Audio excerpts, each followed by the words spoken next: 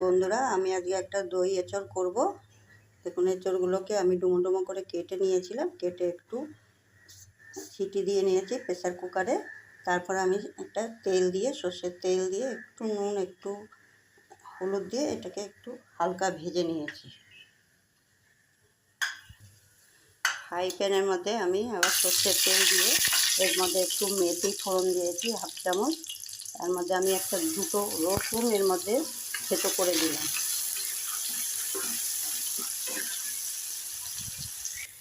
দেখুন বন্ধুরা, রসুনটা আমার ভাজা হয়ে গেছে। এর মধ্যে আমি 1 চামচ চিনি, একটু ম্যাগি মশলা, একটু হলুদ, একটু নুন আর গোলমরিচের গুঁড়ো, আমি এই উপকরণগুলো সব এর মধ্যে দিয়ে দিলাম। মশলাটা কষানো হয়ে গেছে আমার। আমি এর মধ্যে 4 চামচ দই নিয়েছি। এই দইটাকে ফেটিয়ে এখন এর মধ্যে দিয়ে দেবো। দইটা আমি এর মধ্যে দিয়ে দিয়েছি। এর মধ্যে আমি এখন এঁচড়টা দিয়ে দেবো। এঁচড়টা দিয়ে এখন নাড়াচাড়া করব, মিক্স করব এই মশলার সাথে।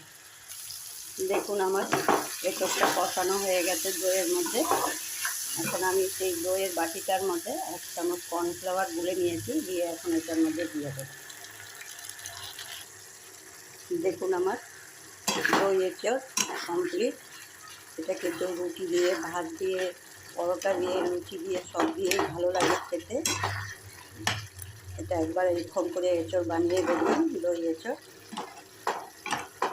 খুব কম মশলায় দই এঁচড়। যদি এই রেসিপিটা পছন্দ হয়, লাইক সাবস্ক্রাইব করে দেবেন। দেখুন, এটা আমার দই এঁচড় কমপ্লিট।